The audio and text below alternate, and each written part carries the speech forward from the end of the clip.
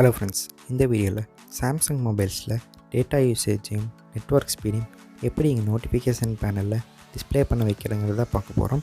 இந்த ட்ரிக்கை நீங்கள் எல்லா ஆண்ட்ராய்ட் ஃபோன்ஸ்க்கும் யூஸ் பண்ணிக்கலாம். சரி வாங்க வீடியோக்குள்ளே போகலாம்.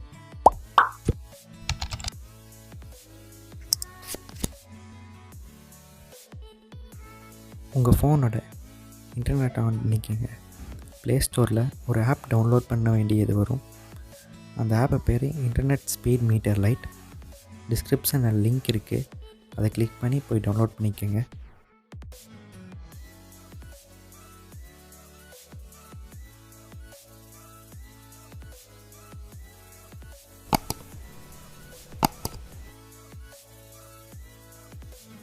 அந்த ஆப் உங்கள் ஃபோனில் இன்ஸ்டால் ஆனதுக்கப்புறம் ஓப்பன் கொடுங்க. இன்டர்ஃபேஸ் இப்படி தான் இருக்கும். ரைட் சைட் டாப்பில் 3 டாட்ஸ் இருக்கும், அதை கிளிக் பண்ணுங்கள். ப்ரெஃபரன்ஸ் செலக்ட் பண்ணுங்கள். ஸோ அப் டவுன் ஸ்பீட்னு இருக்கும், அதை டிக் பண்ணி விட்டுருங்க.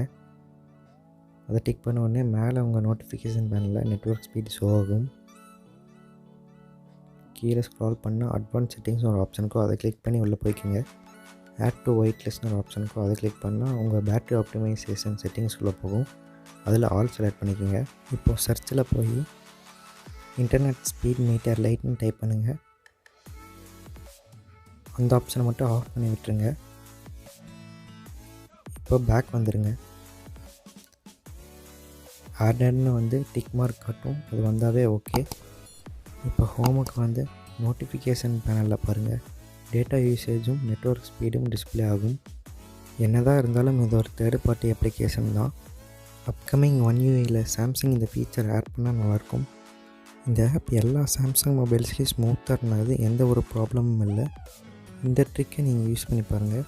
இந்த வீடியோ பிடிச்சிருந்தா லைக் பண்ணுங்கள், ஷேர் பண்ணுங்கள், கமெண்ட் பண்ணுங்கள்.